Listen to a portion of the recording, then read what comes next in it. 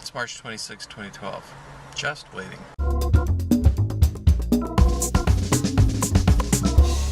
Goddamn bus. I spent the morning basically waiting around. Rich had a follow-up medical test, so I took him over to the hospital and hung out, basically waiting at the cafeteria for a bit, which, you know, there's nothing like a hospital cafeteria at 9 o'clock in the morning for excitement. Then, in the waiting room of the test area itself, just chilling, reading a book.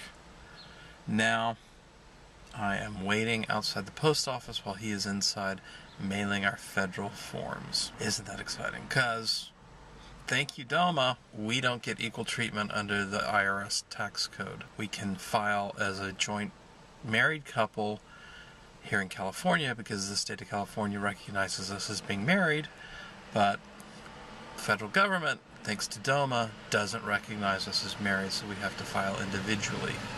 Even more fun, the IRS has set up a special rule for people who live in states with community property that we have to jump through a bunch of extra hoops and do this off-the-form income averaging crap. They're making the rules up as they go, and most of the people who process the tax returns don't know how it's supposed to work.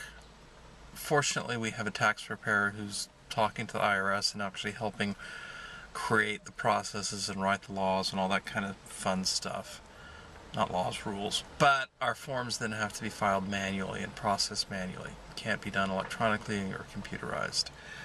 And even when it is done manually and supposedly by the rules that the IRS sets, they still don't get the way it all works and generates a bunch of extra letters and paperwork and a big headache. So, yeah, DOMA is discriminatory. If you didn't already suspect that, just the simple fact that it denies the same kind of rights and protections to a whole class of people.